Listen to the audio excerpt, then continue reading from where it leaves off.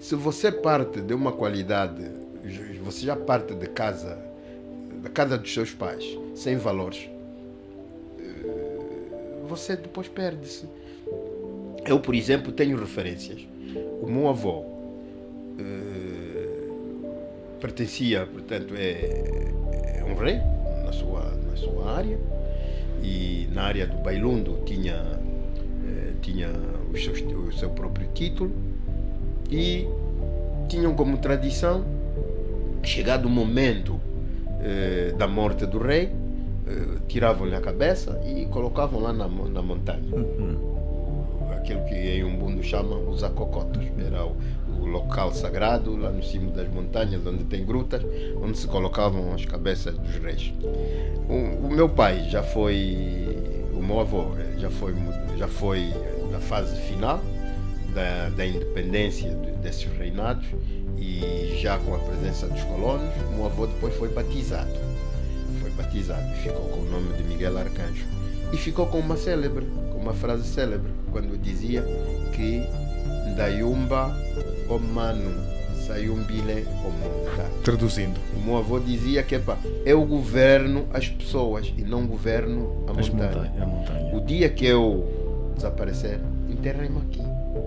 Portanto, eu tenho alguma coisa em que eu me pegar, tenho valores em que eu me pego. E pessoas que não têm valores depois perdem-se. E quando uma sociedade tem lideranças precárias, este é que é o grande mal. Nós temos uma liderança precária no seio do MPLA, que leva a sociedade angolana, o Estado angolano, para uma direção completamente errada.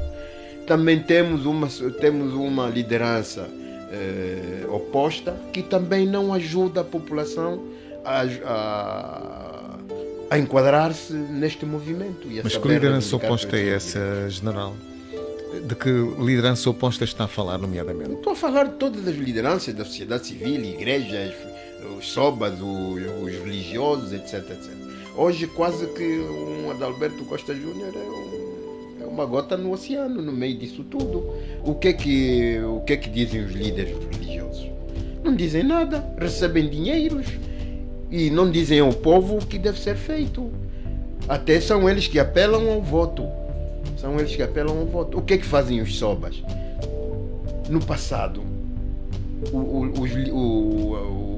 os reis, os nossos reis tradicionais, eram a força do nosso país. Hoje não. E até o MPLA aproveitou-se deste contexto para desmantelar completamente o sistema, começar a nomear aqueles que foram antigos militares que não têm nada com a linhagem, para serem eles os sobas nas suas áreas. Muitos deles são regedores, e nós temos uma população a crescer nestes 50 e tal anos à deriva.